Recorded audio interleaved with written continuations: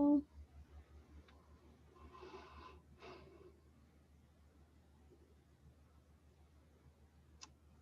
it up.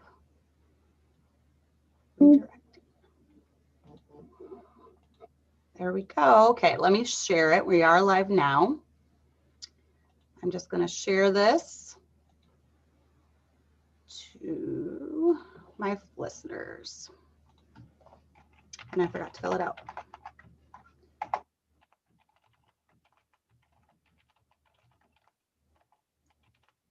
Hello, everybody. If you are on here, sorry, I'm just sending the text message to other people.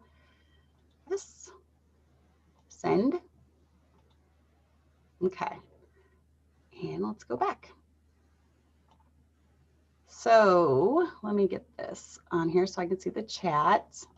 And if you have anything that you want to share, Leslie, I can screen share as well. If you have any type of like website or, you know, something that you use, I can screen share my screen. Yeah, I'm not really into like YouTube stuff or, you know, I used to have a website when I sold puppies, but I don't anymore. No website, no blog. We don't know much about you. That's why I wanted to have you on, because I can't believe it's been almost 2 years since I had you on. But for everyone that is watching, sometimes it takes a while for the chat. Usually the chat is going by now, but last week for some reason it took a while too. So just go ahead and say something in the chat if you are here. They probably are. Sometimes it takes a while for YouTube to catch up. But for those of you that don't know, I have Mrs. Leslie Berzins with me tonight. So I'm excited about getting to know her. So I want you to introduce yourself. Tell us a little bit about yourself. If people don't know, she is the wife of Pastor Dave Berzins, one of the preachers that I listen to. So go ahead and tell us a little bit about yourself. Well, my name's Leslie, and I grew up in Arizona, and I met my husband about 20 so years ago in Phoenix. We were both going to college, but we weren't going to the same college. He's originally from Chicago, and he came to Arizona for college, and I was having a going away party because I was moving up north to go to college from Phoenix, and he ended up coming to my house, and he was like 23 and I was just 21, and that's when I met him.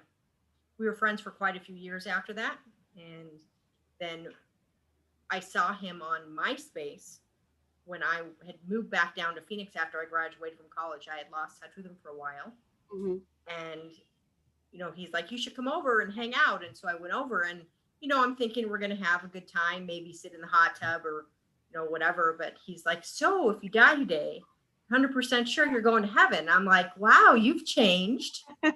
You know.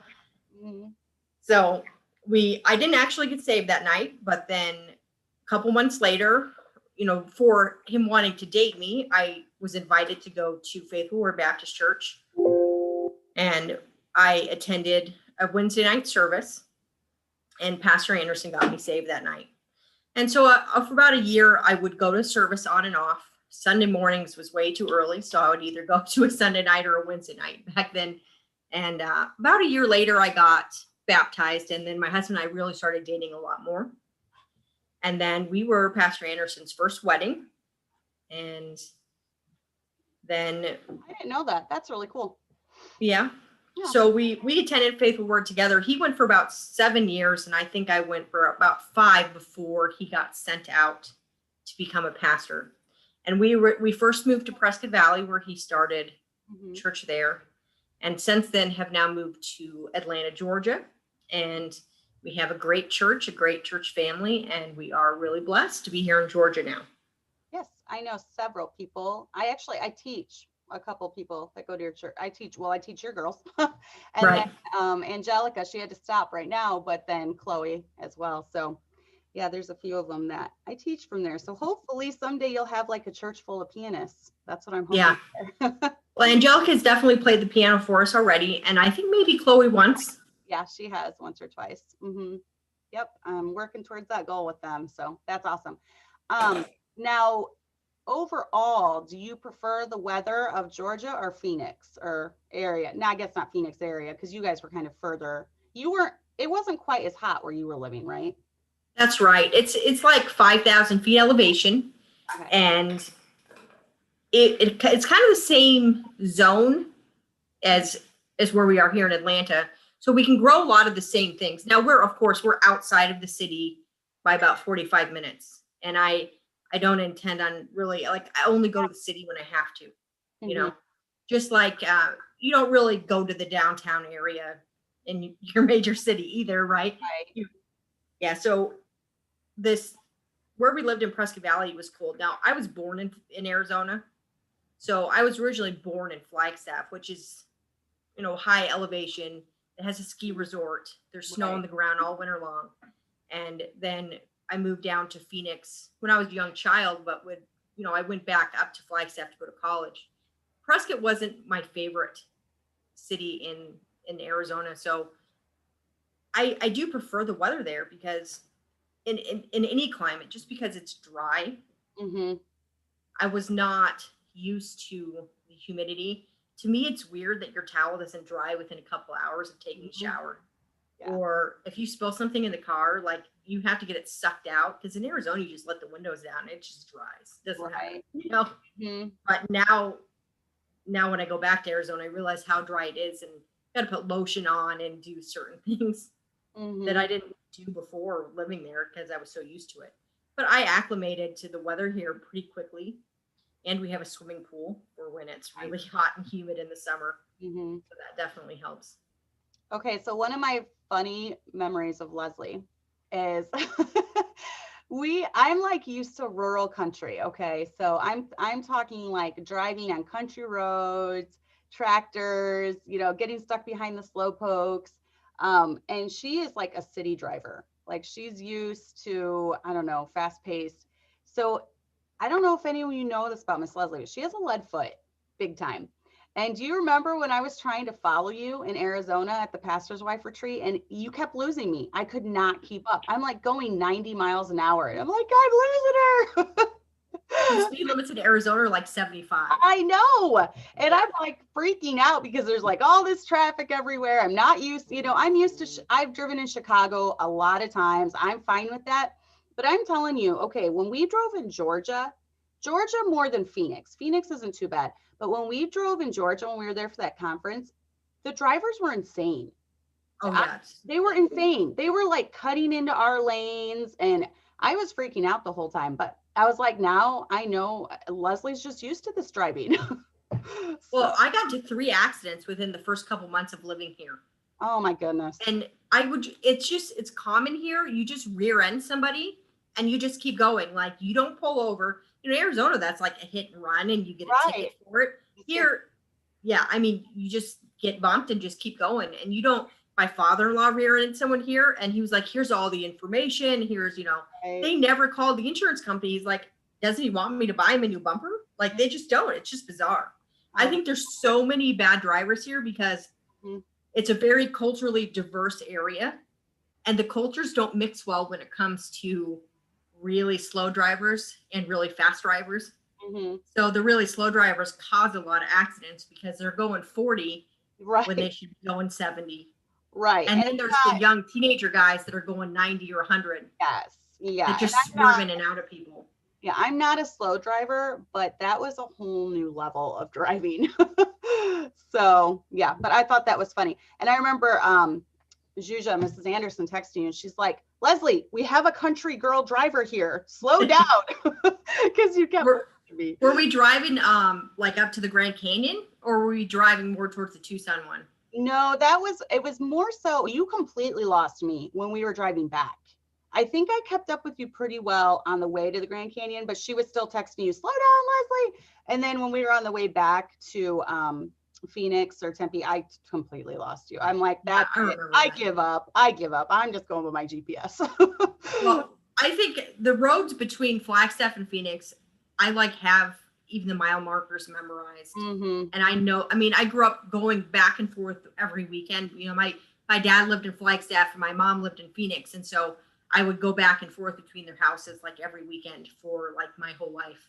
Right. And so I would have it down to where if I would go like 87, I could be from like my apartment to my mom's house in an hour and 3 minutes, where if I went the speed limit, it's more like an hour and a half, you know? Yeah, you definitely did go the speed limit. I don't think you even went 5 over the speed limit. I think you were going 10 because I was like going 15 to try to catch you. But yeah, that was my I probably went 9 over, because in Arizona, you don't really get a ticket unless you're going over 10. It probably was. And by the time, but I just thought that was funny. So I always think of you as like having this lead foot, like I got to get to where I'm going, like And you know what? It's really not like that, because when I got into that car accident in 98, I actually ended up with a lot of anxiety about driving, mm-hmm. which I didn't even realize I had until I moved to Georgia. And then it was, here they have a lot of the 2-lane country roads. The way I think of it is like, this place was established like so long ago, and they'd have to cut a tree down to be able to get through the area, right? So they made everything next to a river, and they only cut the amount of trees down you need to have a 2-lane path to get through, right? And so everything is really narrow, and they don't have right turn lanes, and they don't have left turn lanes. It's like everyone just goes in their one lane, and you have to stop for everyone that's going to turn left. And then it's just like everyone that's coming the opposite way, you have to wait. And there's just so many accidents here. It's insane. Yeah. Well, I recognized that when we were there. It scared me. But let's get into the topic at hand. You said something about your accident, and I want you to touch on that, because that's kind of one of the reasons I wanted to have you on tonight. You just had a big knee surgery. You said you've had 7. So explain a little bit. I mean, you've been down a lot, and you've had obviously. Yeah. So how many? Sure. In 1998, I already graduated high school, but I got into a car accident with one of my friends. He was driving my vehicle, and it was his fault. He rear-ended somebody, and we kind of spun out and got broadsided. We went into oncoming traffic, and the person that hit us was going like 60, and he just creamed the side of my truck. And I wasn't wearing my seatbelt. Thankfully, I didn't fly out of the vehicle, but what happened was I spun around inside the car, and I was pinned between the dash and my seat. And there wasn't room actually for my legs to go underneath my seat. So what happened is my femur pushed through my hip, and my left leg completely dislocated and came over the top of my head backwards. And my right leg kind of went another direction as well, but I ended up breaking my L2 and 3 vertebrae in my back. I broke my left sacrum, my left hip, my left pubic bone, and my pelvis. I pretty much broke everything into kind of like in half, but I broke my hip into like a Y. And I also tore the PCL, which is the posterior cruciate ligament in my left knee. So for the first year after the surgery, I didn't even know I had a knee injury, because I was in rehabilitation just to learn how to walk again. I was, in the hospital for several weeks. And then when I came home, I was living at my mom's house still. And I lived downstairs. My bed was in the living room instead of upstairs, because I couldn't go up and down the stairs, which was awkward because there's like no shower downstairs. And yeah, and then, I'm a teenager, so my friends would come over and visit me. And it was just kind of a really bad time in my life. And I was, kind of broken in half. But I remember when I was in the ambulance, that it took them about 45 minutes to cut me out of my car. And when I got in the ambulance, the nurse told my mom, because my mom, we were, it was about a mile away from my house. And we were actually like in a train of like a bunch of people coming to this party. So several of my friends saw the accident, and they alerted my mom and called 911. And so my mom was there at the accident scene, and, he's like, prepare yourself, because she's probably going to die. And I remember I was totally like unconscious, but I remember hearing him say that. In my mind, I'm going, I'm not going to die. Who do you think you are? Like, don't you tell my mom I'm going to die. And at the time, I was pretty close to dying, but I didn't know, like, I was totally unconscious. So I woke up another time, and, they're taking out my jewelry, and I looked down at myself, and the embarrassing thing is I cut all my clothes off when they got out of the car, right? So they're wheeling me with no clothes on across the parking lot or the street to the ambulance. And I look down at myself. I'm like completely naked, and my left hip is like up, like my whole leg is above my body and turned in sideways. And my little brother's like standing over me and just looking at me like with this look like just horrible, right? Right. So I've always tried to crack jokes. Like I'm more of someone who will bring a joke into the situation to make light of it. And so I remember telling to my brother, going, "Hey, I'll give you $20 if you put my hip back in place." Oh. And then I don't remember anything until this happened on a Thursday, and I woke up on Monday, and they're giving me hip surgery. They screwed my hip back together, and so about a year later, I had the rehabilitate, I did all the stuff. And then I realized I had a knee injury. So that's when they found out the posterior cruciate ligament was not completely torn, but it was stretched. And so I had a first knee surgery then, didn't work. A couple years later, I fell down some stairs, and then I completely tore the PCL. And then I had it replaced. And then I had to get another surgery to get the nerves. Nerves are very delicate. And so I had a lot of nerve endings that were damaged. So they pulled out some broken, messed up nerves. And then later in 2011, when I married my husband, we had 2 children. My second child was just turning 1, and I decided to get a second PCL replacement. And that was the first time that I had children, and I was completely incapacitated.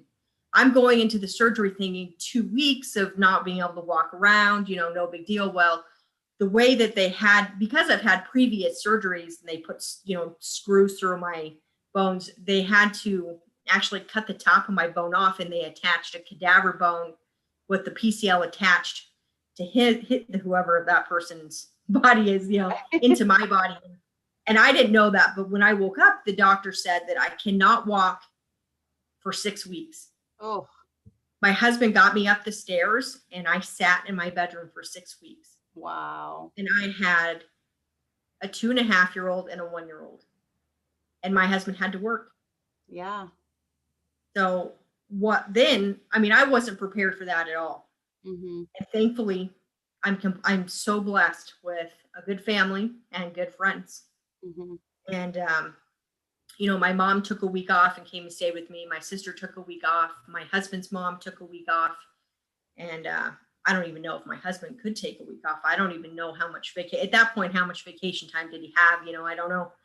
I can't remember how much time he did, but Miss Amanda from Faithful Word took a week off and stayed with me. Shanae from Faithful Word took a week off and stayed with me.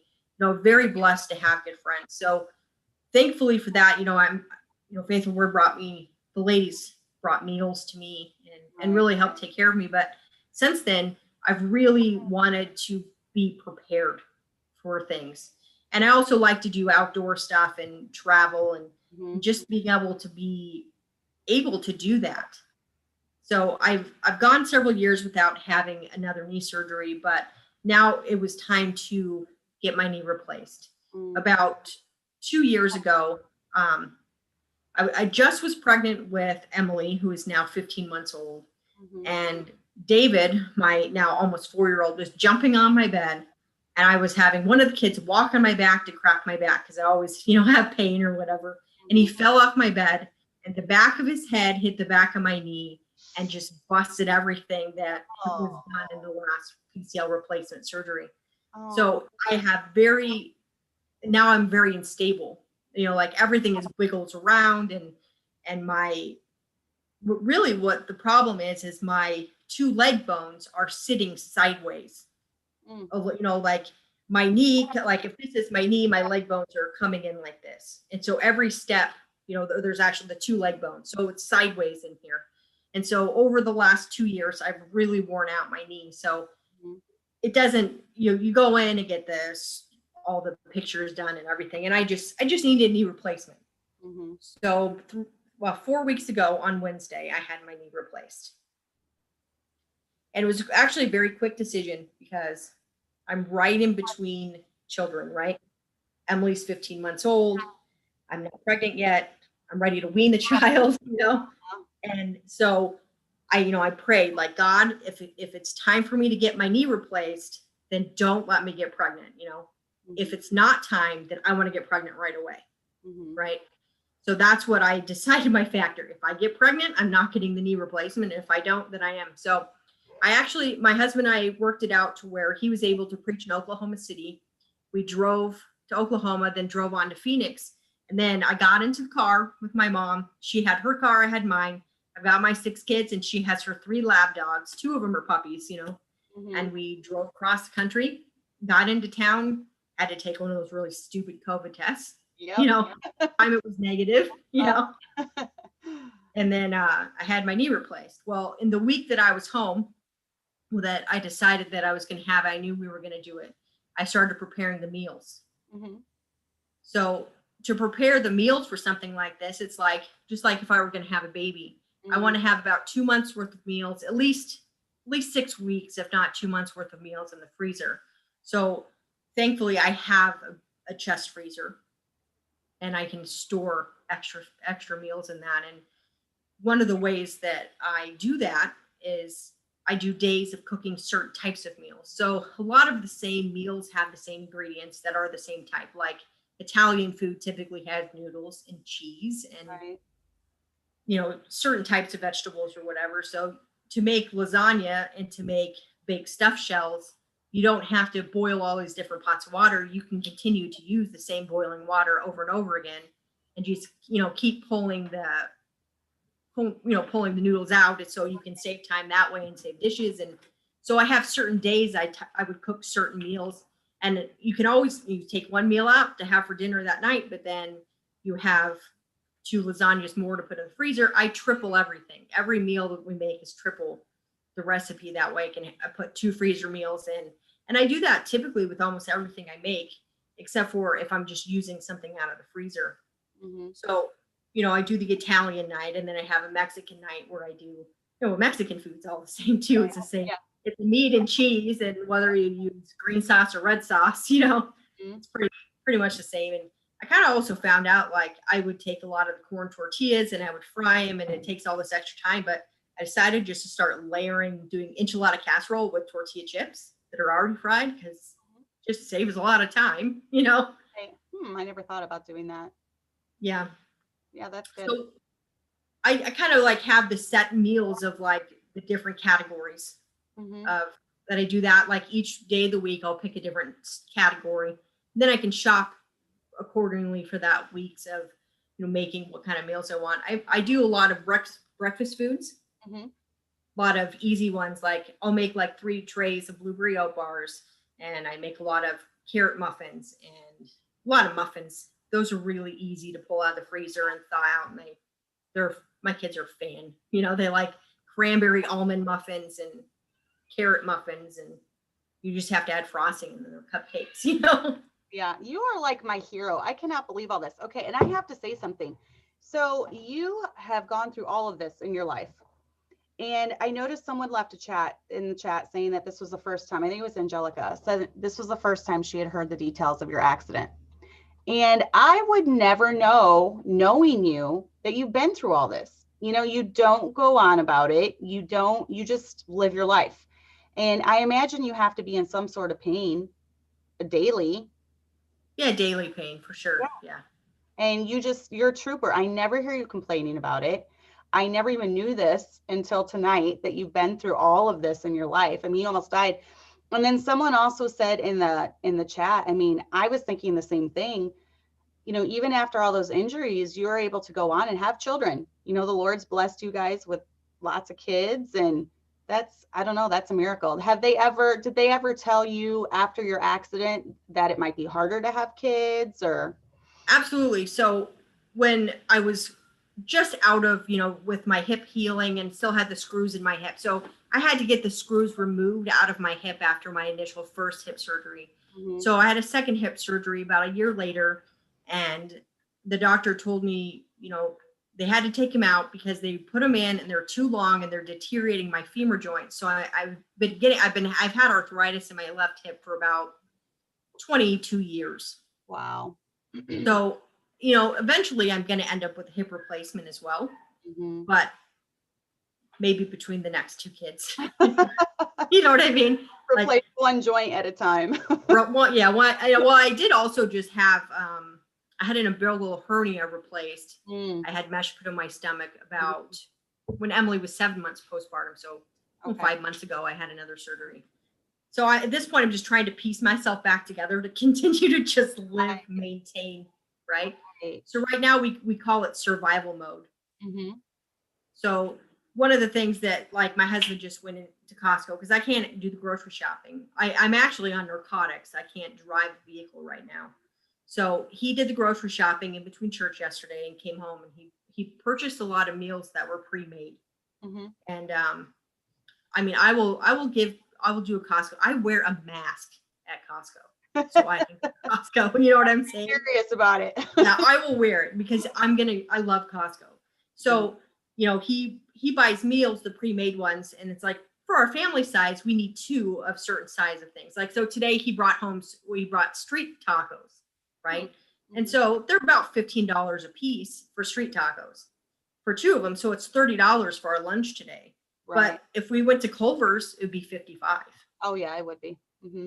Yeah. So it's kind of like, well, it might cost more today for that, but at least we'll still be home and save some money to buy the easy pre-made meals. So we don't typically buy the meals pre-made often, except for on Sundays. I love flautas from Costco too. Like, I don't know if everyone's Costco has them, but they're great for the toaster oven, and they feed my whole family, and it's like $12. And with our 15-passenger van, just driving him home in between service times is like practically spinning that in the gas. Yeah. So it just makes sense to spend that little extra on the pre-made food. They're organic or whatever too. So it's not like they're that bad for us. Maybe they're terrible for us. Either way, it doesn't matter because I'm kind of way past that stuff too at this point in my life. Exactly. So before you had this surgery, did you go ahead and do all your meal preparation for a long time?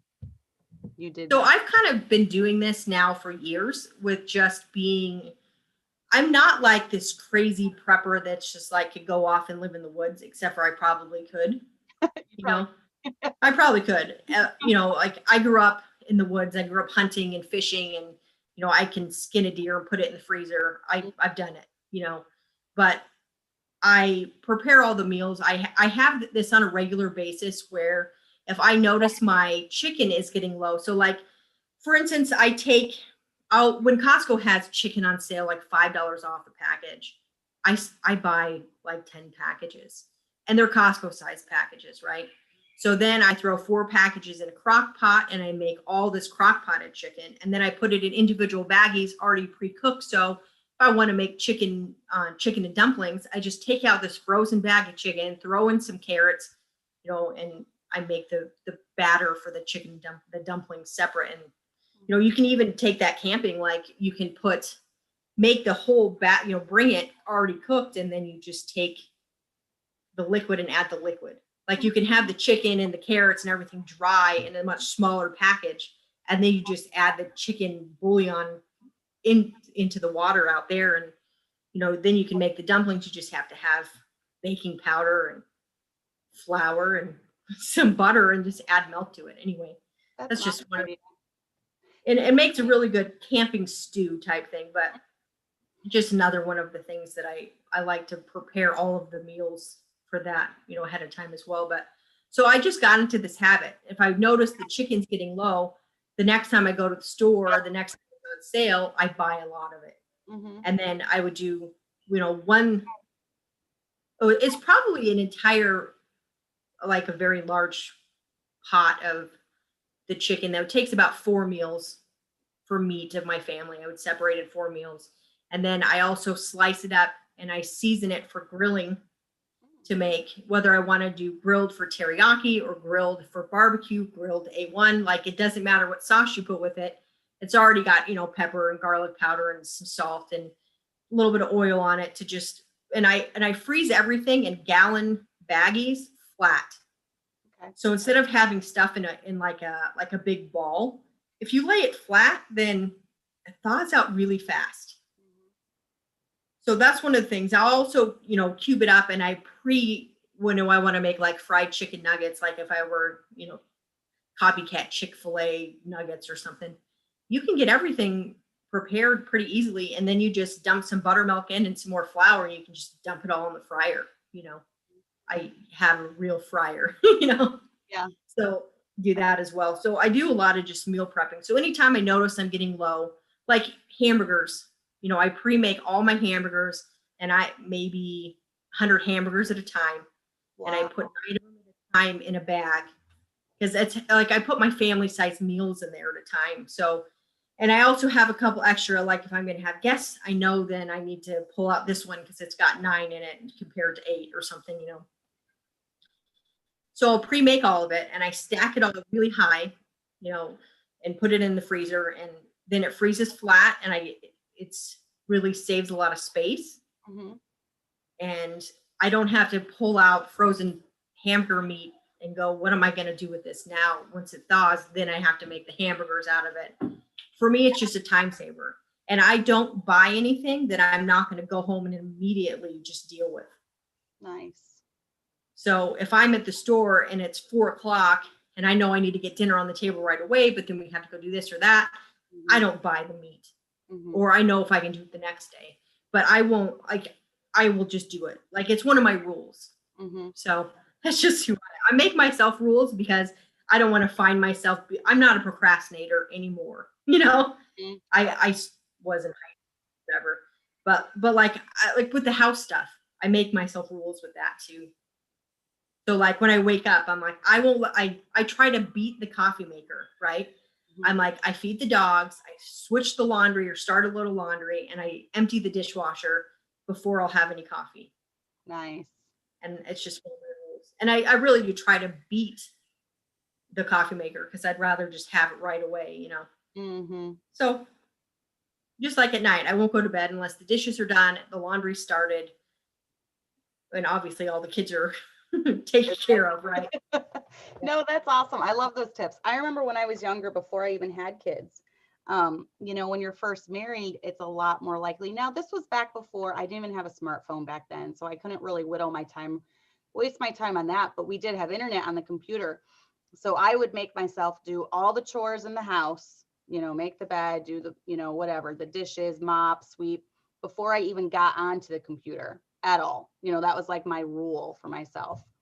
And even now I'll set the phone aside. I have to get this done before, I pick up the phone, or I only pick up the phone when I'm nursing, or, whatever it is. But you're amazing. And Angelica said on here, let me see what she said. I know a lot of people are saying you're amazing. You'll have to go back and read the chat.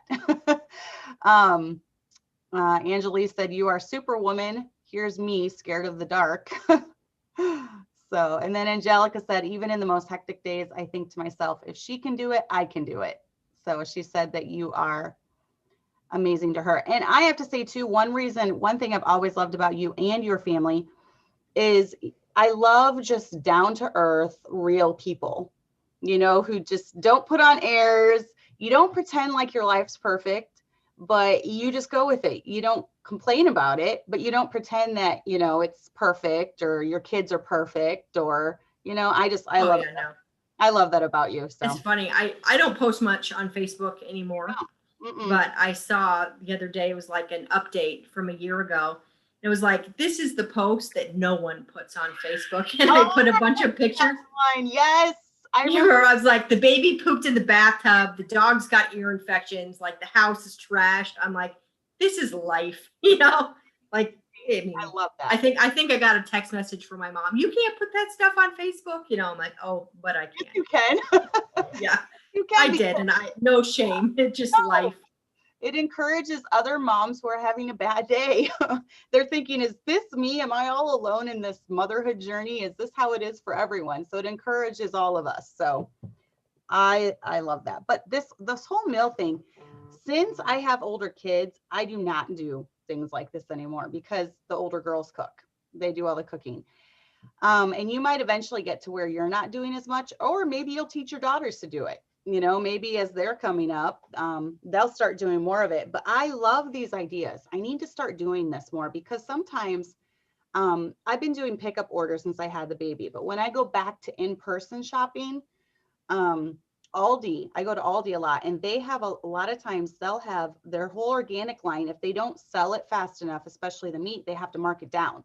And so you can get like $2 chickens, like $2 whole chickens, whole organic chickens. Mhm. And so I'll buy, like 5 or 6 or 7 of them. And that's such a great idea to just go home, cook them But all. well, you don't have to cook a whole chicken either. But I do buy the whole chickens when they're on sale, but I stuff an onion and an apple inside of them, and I oil them all, and I can put rosemary and sage. I get them all prepared to put in the oven, and then I stick them all in gallon baggies and put them in the freezer. So you Now, don't have to wait for it to thaw then to do everything. It's already washed and already prepared, and then it's like ready to bake. I love that Because idea. you've got 2 days to wait for a chicken to thaw.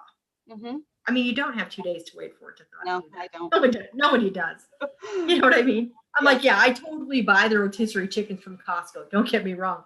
But you can also, get it prepared. And I do that. Like they were like $3 or something like that at Sprouts a couple months ago, and I bought like 5 or 6. You just have to have the space for them. Right. Sometimes I find myself going like, preparing for the surgery, I bought this beef brisket, and I'm like, this is the last thing that's going to fit in this freezer. Hmm. I mean, like sometimes I pull out the old bread and I'm going, you're just going to have to go in the garbage because Yes. there's no room for you anymore. Right. And so I got this whole awesome brisket prepared. You can do that too with something like a good brisket needs to salt overnight. It's like you dry brine it because the salt will go in there and tenderize the meat.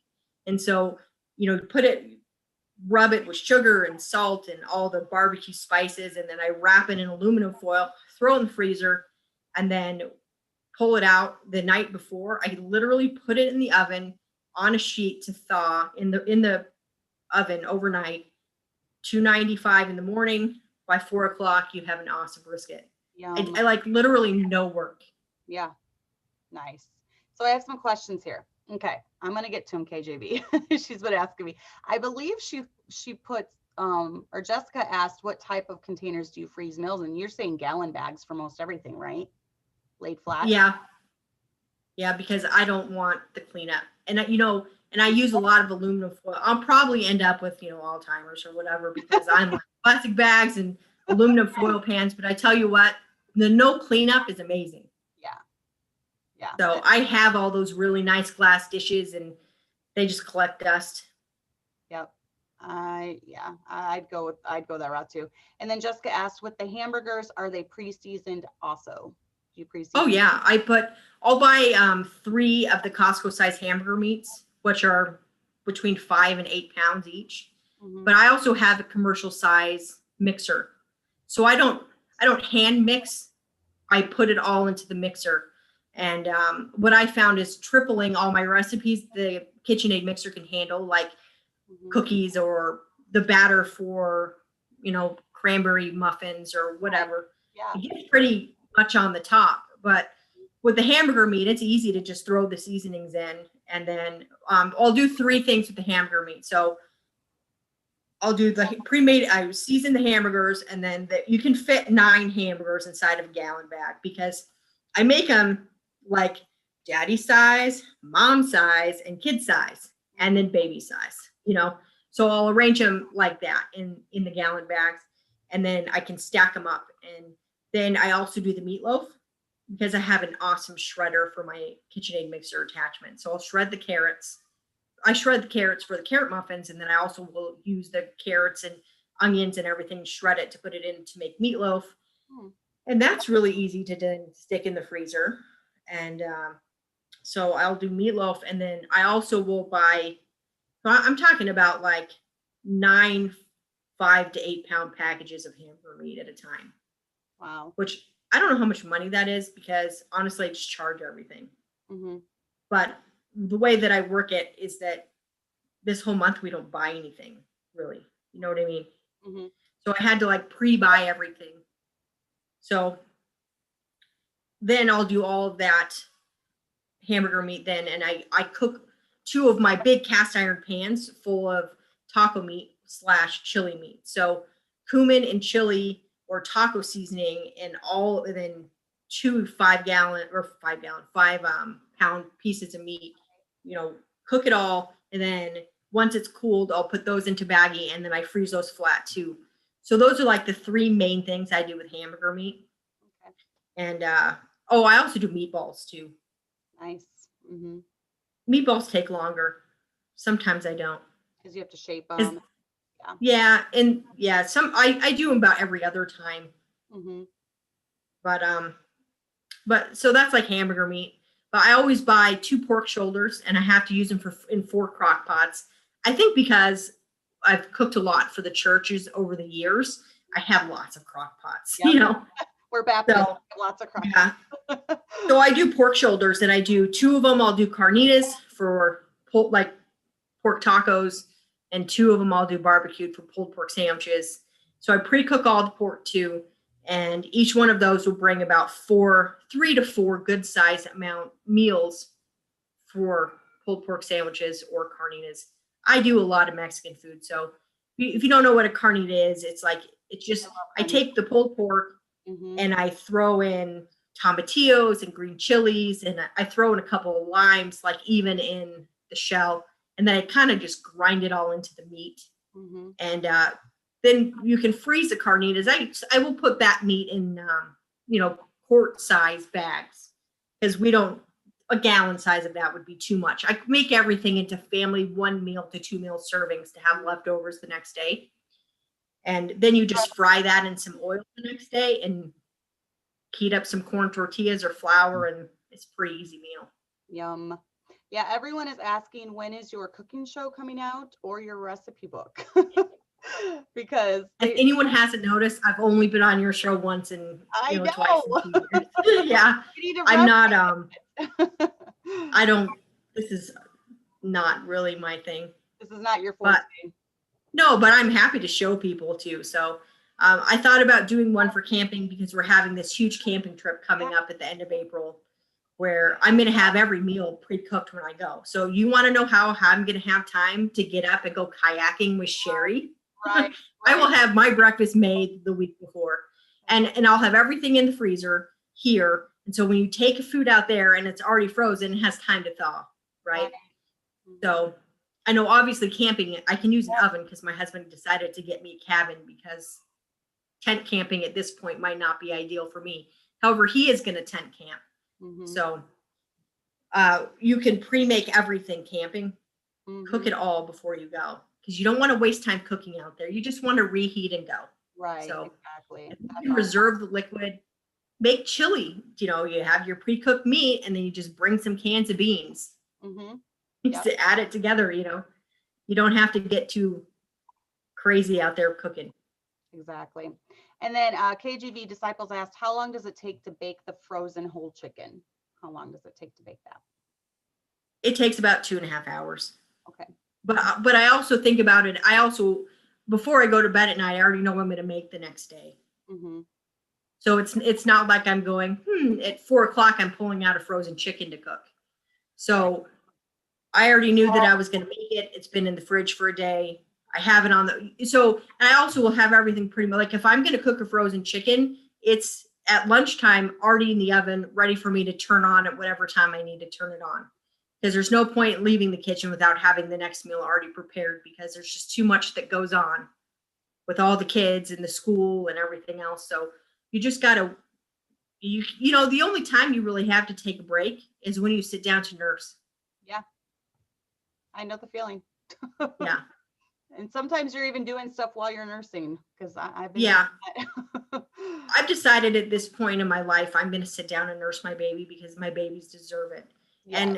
And you want to make sure you're nursing long enough and good enough. So it's a good time to catch up on the Bible reading, or having the kids sit down and have quiet time, or forcing them to do their school if they're not getting it done right. Exactly. Or whatever. But with our kids in school, we have our 2 oldest are both do ACE.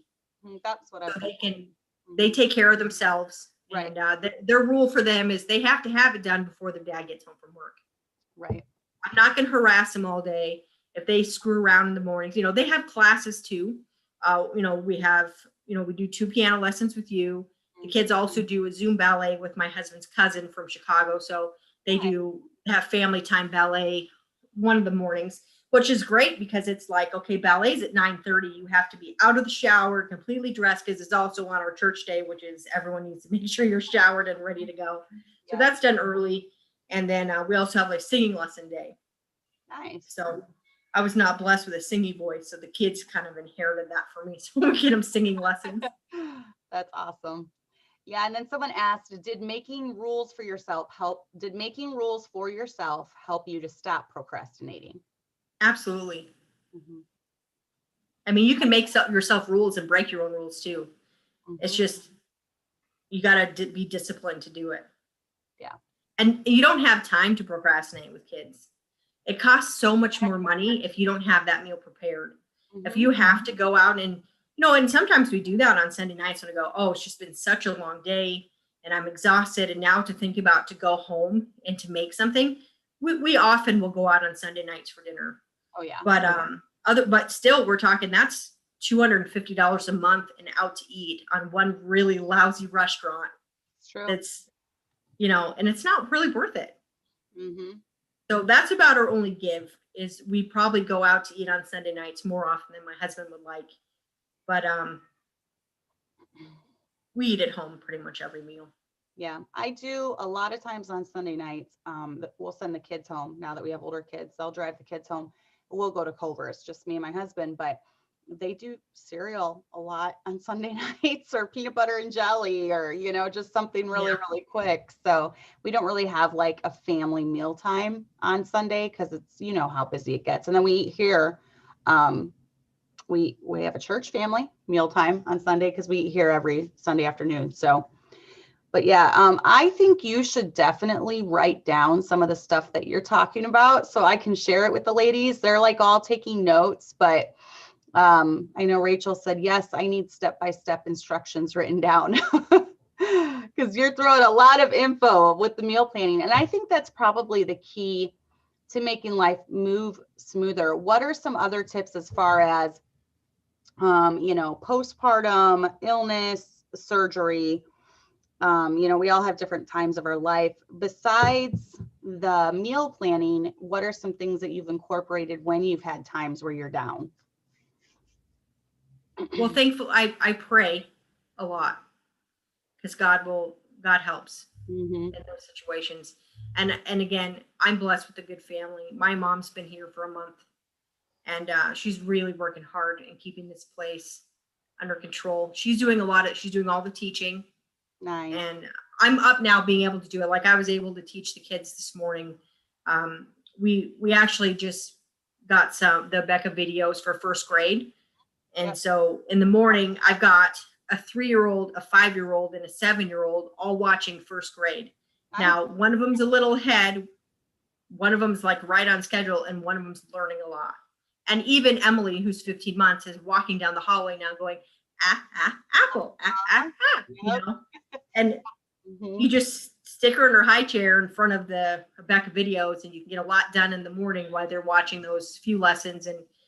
And no, not everyone can do that. And that was definitely something that we changed this time because I don't feel like I'm adequately teaching them when can't even get out of bed. Right.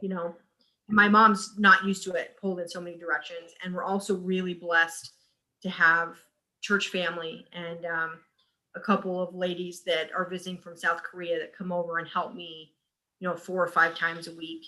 They come over for a couple hours a day. Nice. So they're, it's a huge help whether they're cleaning bathrooms or doing laundry, putting away stuff. I mean, they fold stuff in these like amazing ways that, like, I can't even tell what it is half the time. I'm like, is that a shirt or leggings or what? It's all nice and perfect.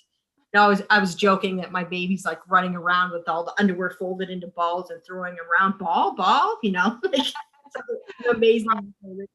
But yeah, it's definitely something I don't really take time for, but they really help a lot. So having a good church family and, you need to establish the relationships with people too, because if I wasn't having these relationships and getting to know people and, I love them, they love me back, and they're here to help me because of those relationships. So just talk to people and get to know people, then people want to help you. Right. And, I mean, maybe I mean, I think I've had almost every one of the ladies from church come over once in the last month and bring me a meal, hang out with me, which is huge because I get lonely sitting in my room. Right. I mean, like my mom like closes the blinds and shuts my door, and I'm like, wow. It's not like I'm like, yeah, I've been playing my kids Switch a lot. You know, I've been forgetting, you know, my Animal Crossing is up, right? Whatever, you know. Man, my husband did the challenge this month at our church, redeeming the time. He's like, honey, do you listen to that sermon on Sunday morning? You know? Oh, that's awesome. Yeah. Oh, he's so funny. No, I really believe, I can't stress enough, a good church family is super important. And I love my church family. I love the ladies here. And I truly believe that as ladies, we do need other ladies. We do need other moms in our life. We do need friends to help out. And, you know, for times like this, you know, postpartum, if you're going through some type of illness, if your kids are going through some type of illness and, you know, you have to be in the hospital for them or their surgery or whatever, it's so amazing having a good church family. So I feel very, very blessed in that, as I'm sure you do as well. So, but no, that's awesome. And then your kids, your older ones, and I love the school thing because that's one way I'm able to teach piano lessons is that Lana does the Abeka videos. She's also in first grade. So she's doing those and then her papers afterwards. And then my older kids are doing either ACE or the Robinson curriculum. So they're pretty much self-motivated as well. So, you know, I just check over their work occasionally and have Lana read to me, you know, sometimes, and they're able to do their school. So I think getting kids independent in their schoolwork is a huge thing. And ACE is really good for that. Yeah. As is Robinson curriculum as well. But what about and you said you didn't really have any favorite resources. I think you need to make some resources. I think you need to come up with, like, I don't know, Leslie's guide to meal, or what would it be? Prepping. Large batch. Yeah, meal prepping. Would that what it be is? Yeah. So, I mean, at heart, I'm a total prepper, right? That's awesome. Like if I was able to have like this farm where I could have these animals and like be able to be self-sufficient with like the rainwater, and I would do it. But when I actually think about it, like if it's cold outside, I don't want to go feed animals. That's true. So I don't really. Right. But you know, to a point, I'm a prepper. So I enjoy being prepared. Like when all the COVID stuff hit, I actually was so prepared. We had, you know, 4 ladies come and move in with us, and we had enough food for like 6 weeks, no problem. We weren't even running out of toilet paper in the toilet paper crisis with having like 12 people in my house. Wow, that's, you know, amazing. So when we have garage storage and we have extra refrigerators and just, I think it's kind of like my husband's like, you're kind of over the top. But when it really comes down to it, we use it. You know, I started becoming a prepper when I would kill an elk. And then I would have all this elk meat just in the freezer. And I'm going, well, what do I do with all this frozen meat that's just frozen in there? Like, doesn't have seasoning. I have to wait for it to thaw, and then I have to slice it better or whatever. And I'm going, well, if I kill this elk and I can get it all prepared how I want it in the freezer to begin with, then it's just way easier to take it out later and to deal with. Otherwise, it just turns into dog food. Right. You killed an elk. Who are you? I don't even know who you are. You need to be. I grew up hunting. I grew up hunting. Yeah. You're so awesome. I just love the picture of you traipsing through the woods or wherever it is, killing an elk and then skinning it and then grinding up the meat and freezing it and making stuff out of it. That's awesome. I'm in awe. Yeah. I'm a country girl, but I'm not that country. I don't know how to live off the land, I guess. So, oh, that's pretty cool. I really got into it, you know, like it's a good time for me to spend with my dad and my brother. I think I always kind of felt bad for my brother didn't have another boy in the family. He was a little younger than my cousins. And so I remember going, well, it's time for me to learn how to hunt so I can spend time with him in the woods. So when I turned 16, I asked for my mom gave me a truck, you know, super spoiled.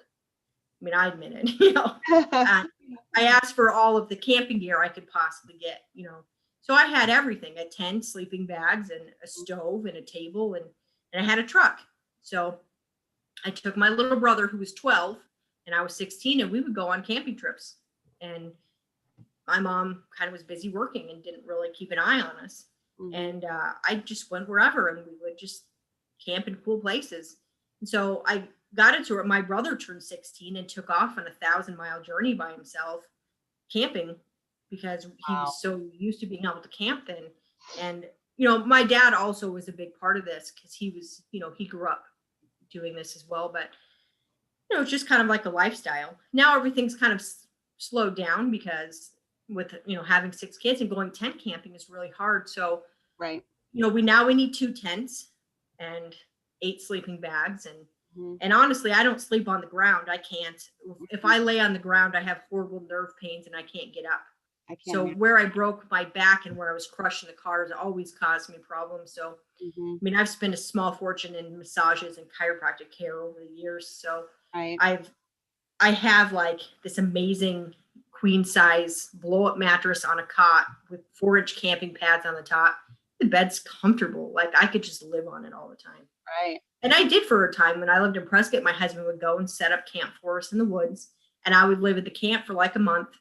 And I would take all the kids camping. It's easy to do school camping because they're motivated to get up. You know, I have a quad and kayaks, and, you know, to go and do that stuff is fun. So we would come home on Wednesdays and take showers, and I would prepare all the coolers again.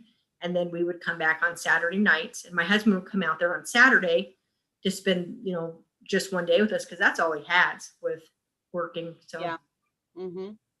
So it's fun to take the kids camping and be out in the woods. You know, you wake up and you get the kids on the quad and you go and find this pond, and there's all these turkeys and deer standing around. I mean, it's pretty cool. Yeah, that's awesome. You're an awesome mom. I love it.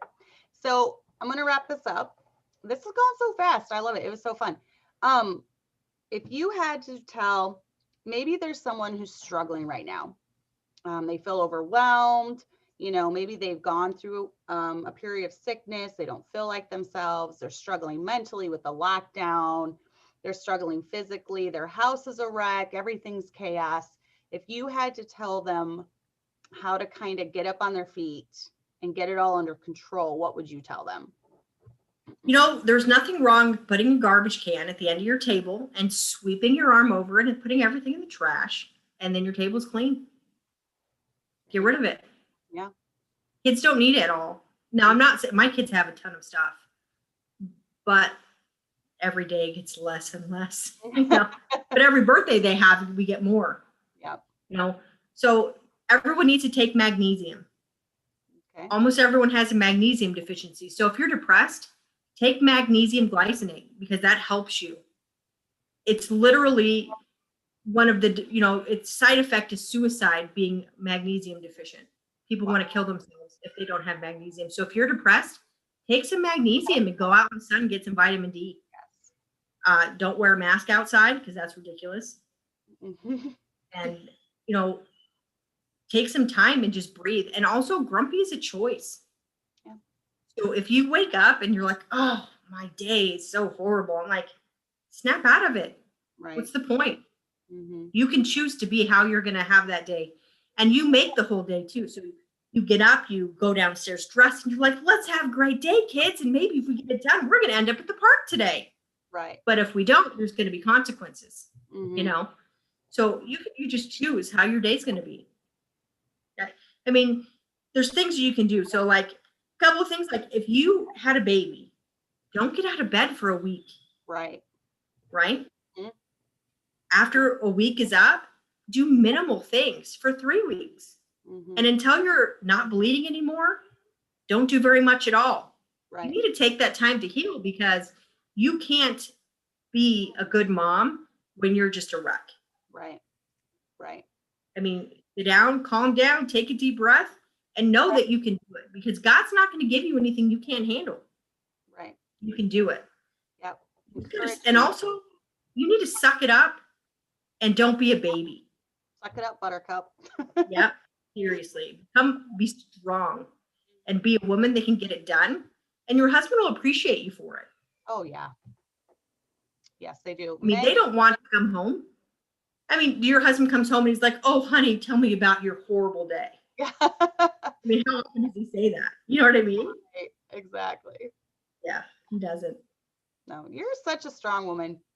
I'm so glad I heard the story. Yes, I admire you quite a bit. That's awesome Well, thank advice. you. And I do like, grumpy is a choice. Happy is also a choice because none of us have the perfect life. We all have, you live with pain every day. I have not been through a car accident, but I have herniated discs. So I have back pain every day. Yeah. We all have something that we live in flesh, the sinful flesh. We all have some kind of aches and pains. So I like your advice. Just suck it up. There it is. Nice, honest advice. Nice, honest advice. And a positive mindset is important. That is true. And then KJV said, well, I have been exhorted tonight for sure. So Yeah, I think if people either like take a really long time to like me or they just never like me. that's kind of how I am. That, because I kind of have that blunt personality at times too. Yeah. So I love you. I love your personality. I love that type of personality. I would just rather be told up front, what you're thinking, what's on your mind. Just give it to me straight. Am I being a baby? Tell me I'm being a baby. Tell me to suck it up if I need to suck it up, So I love that. I love that about you. But all right. So I know, you wanted to touch on traveling. We're almost out of time. Oh yeah. So Touch on because we have this camping trip coming up, and I know there's people going to be like literally driving from across the country to come to our camping trip, which technically isn't announced yet. But one of the favorite things that I do for traveling with all my kids. Now I do a lot of traveling by myself. So, I mean, with me and my children alone. So Right. you instead of taking your suitcase and putting each kid has a suitcase, take each night has a suitcase. So every day you have the suitcase that has all the kids' outfits for the next day, all the kids' pajamas, and you, of course, as well. And then that extra outfit for the baby, all the diapers you're going to need for that night. You put the first set of diapers on the first 3 kids, and then you need to have another set for the morning, right? And then you have a separate bathroom bag. So you only have to take one bag and one bathroom bag into the hotel every night, because to do that into a hotel and also bring your 6 kids in. And I just did this. Now I did have my mom with me, but we also had 3 puppies, which were scared to go up down the hallways and into elevators. And, it's tough. So if you just have the minimal amount of luggage in separate bags, so you don't need, like I have 6 kids, we didn't need 7 pieces of luggage. We were going to take 4 days to get across the country. So we needed 4 bags because we only need 1 bag for each night. And it helps eliminate bringing the fluff that you don't actually need. The kids don't need all their Barbies in a suitcase. No, because then you just have to clean it up off the floor of the car when you get home. I love advice. Why have I've been married almost 20 years now. And I cannot tell you how many trips we've gone on with all the kids, and everyone brings their bag in and there's 10 bags all over the hotel room. This is such an amazing piece of advice I've never heard before. So I love this piece of advice. Just 1 suitcase per day. That makes so much sense. I don't know. Yeah, you always have to have that extra thing for the baby too. Mm-hmm. The baby, the baby by the end of the trip is soaking wet, has nothing left. She's sitting on a towel instead of her car seat that she dumped all the Gatorade on the night before or whatever. You know what I mean? Oh, but yeah. You can't bring an extra car seat. So right, exactly. So that's your one big tip for traveling. Did you have any other bullet points that you didn't go over that you want to hit real quick? Yeah, I didn't even look at my. I know. I told you it was going to go that way, but that's fine. Yeah. I think it went well. Well, one of the things that for sure, so like little kids are amazing. And even like Emily is already doing Apple, my 3-year-old can sort laundry and put his own laundry away. Now he cannot reach to put the hanging clothes away, but the other kids can. So like when the laundry, like don't go to bed, like I always have the rules. All the laundry is getting washed or whatever. So when it's time to put the laundry away, the kids can sort it. We don't stress about it. Just go, everyone has their own laundry basket. And because, my kids will take off their clothes. They all shower in my shower. They like my bathroom best. So I end up with all the laundry in my bathroom. So it's not sorted to begin with. Like, some people might have it, however they have it. Like we have this big mess of laundry. I wash it, dry it, and then it gets thrown on my bed. And we have every two times a week we'll sort our laundry. And it's like, we have 8 loads of laundry sitting on the bed. The kids can sort it. Right. Make the kids do things. Oh yeah. Don't do it all yourself. And it's a good time to just teach them how to do it. You know, the kids can fold the socks, and, you know, they can empty the dishwasher, or at least the stuff on the bottom half. Cause I can't bend over right now. Like, my kids are literally putting on my socks and shoes for me at this point. Oh. Right. So, and a lot of that stuff, you know, my kids, I'm walking with a cane now, but you can't take my walker away from me. I need that. And my 3-year-old's like, this is really fun. I'm like, no, you know, you just got to make sure your kids know what not and what they can do. I mean, just really tell them, you know, mommy just had a baby, you know, you can't do this. Or, you know, it was really hard. I just had a hernia repaired, and I wasn't able to pick up Emily for 6 weeks. You know, the baby's crawling, and she's crawling at my feet and crying, you know, mama, I can't pick her up because I can't, you know, do it. But Elizabeth can pick her up, or Abigail can pick her up, you know. Right. So the kids just need to help, and just force them to help. Yep. You know, a lot of, you know, sometimes you have boys too. The boys can help. The boys are going to have a house one day, and they're going to have to change their kids' diapers. I don't care what husband says they don't. At some point, they will. They're changing the 3-year-old's diapers when you have a new baby, because they have a boy who will not potty train to save your life, you know? Yep. But anyway. Yeah, my 2 older sons, they help out with the babies quite a bit, actually. So I think that I like seeing that in them. Mainly my older one. My second son likes to tease the kids more than anything. But my oldest son, it's so sweet seeing that tender side come out. So I think it prepares them to be good dads, you know, someday. Yeah. So I think that's very sweet. All right. It's also, yeah, I don't know. We could probably do it again before too long. And yes, I love having you on. Touch on Your advice. I love your fresh insight to things. That's why I like having guests on. So this was very good. And all the chat was alive tonight. So you'll have to go back and read all that and answer any questions that I missed. So I think I missed some questions, but maybe you can answer. Ladies, if you want to just re-ask that in the comments, maybe Miss Leslie can keep an eye on it, and then she can answer it as it comes up in the comments. So, but yeah, we'll definitely have to have you on again. I'm going to cut it off though now, because I got a nursing baby somewhere in the church with her older sister. So, but I can hear my kids playing like basketball or something. Yeah, I could hear them. That's cute though. You can hear the little noises, yay, in the background. So that's cute. I like those kind of noises. Yes, all the ladies are said definitely they want you on again. So you offered a lot of good advice. So thank you very much for coming on. And we'll be praying for you. And I hope soon, you know, you'll be back to, well, when is the camping trip? Like, what is that? Last week of April. So my husband made it over my 42nd birthday. Oh, do you like that or not like that? So I don't care. I mean, I look at my husband, I'm like, you're going to be 44? Like, that's gross, you know? 44 is old. I know. But, I mean, I think, you know? Yeah. So, yeah. Yeah, we're in our 40s now. I joined the 40 club. Now I'm okay with it. Last month or something. I know. When I was younger, I always thought 40s are so old, and now I'm 40. So yeah. And now I'm like, well, I hope I can at least have 2 more kids, you know? Yeah. Yeah. You're a trooper. All right. This was awesome. Ladies, like and share it. Leave any comments or questions below. And Leslie, hang out. I'm going to end the live, but you hang on for a second. So ladies, we will see you next week. Let's see. Next week, I'm having on the Argons, I believe. Yes, I'm having on Chad and Jessica Argon. We'll be talking to them. I'm hoping to get my husband. Was it the Argons? Yes, I think it is. It's either them or Jennifer Bay. I can't remember. And I'm going to be having Mrs. Dana Fritz on too in the next few weeks. So I have a good lineup coming up. So, all right, we will see you. You want to say bye to everyone? Bye, everyone. Thanks for having me on. Yep.